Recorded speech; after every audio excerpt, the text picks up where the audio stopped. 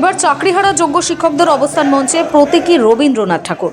হকের চাকরি ফেরানোর দাবিতে বৃহস্পতিবার থেকে বিকাশ ভবনের সামনে আন্দোলন তীব্রতর করেছে চাকরিহারা শিক্ষকরা।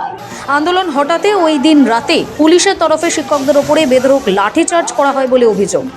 এরপর আন্দোলন আরও তীব্রতর করার ডাক দিয়েছেন চাকরিহারা যোগ্য শিক্ষকদের অধিকার মঞ্চ। তাদের সাফ কথা, দাবি পূরণ না হওয়া পর্যন্ত অবস্থান আন্দোলন জারি থাকবে।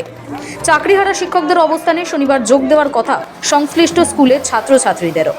এরই মধ্যে চাকরিহারাদের অবস্থান মঞ্চে পৌঁছে গেলেন প্রতীকী কবিগুরুও। আইএনটিইউসির সেবা দলের তরফে আন্দোলনকারীদের প্রতি নৈতিক সমর্থন জানাতেই এই অভিনব উদ্যোগ নেওয়া হয়।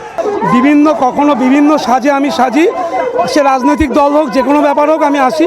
ওই যে আমি একটা কথা বললাম যে এরা এই যে শিক্ষকরা আজকে পথে নেমেছে, তাই তাদের দুঃখী হয়ে তাদের পাশে দাঁড়াতে এসেছি, এইটুকুই আমি বলবো।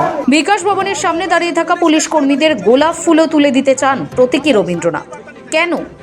তার কথায় বাংলা মানেই শান্তি, সম্প্রীতির জায়গা। সেই বার্তা পুলিশকেও আরও একবার মনে করিয়ে দিতে চেয়েছেন। সবার ভালো হোক, যারা যেটা চাইছে সবার ভালো হোক। আমি কার কোনো বলবো, আমি শিল্পী হিসেবে বলবো সবার ভালো হোক, সবার জয় হোক,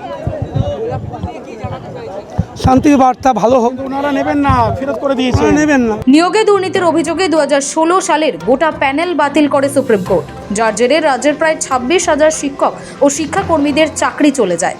পরে রাজ্যের আবেদনের ভিত্তিতে স্কুলগুলির পঠন পাঠন অব্যাহত রাখতে 31শে ডিসেম্বর 2025-এর মধ্যে নতুন শিক্ষক নিয়োগ প্রক্রিয়া সম্পন্ন করার নির্দেশ দেয় আদালত। ততদিন চাকরিহারা শিক্ষকরা স্কুলে গিয়ে পড়াতে পারবেন। তবে বৃহস্পতিবার রাতে বিকাশ ভবনে পুলিশের লাঠিচার্জের প্রতিবাদে এখন থেকে স্কুলে নয়, বরং সংশ্লিষ্ট স্কুলের বাইরে পড়ুয়াদের পঠন পাঠন করাবেন চাকরিহারা শিক্ষকেরা। সৌভিক সানালের রিপোর্ট, সময় কলকাতা।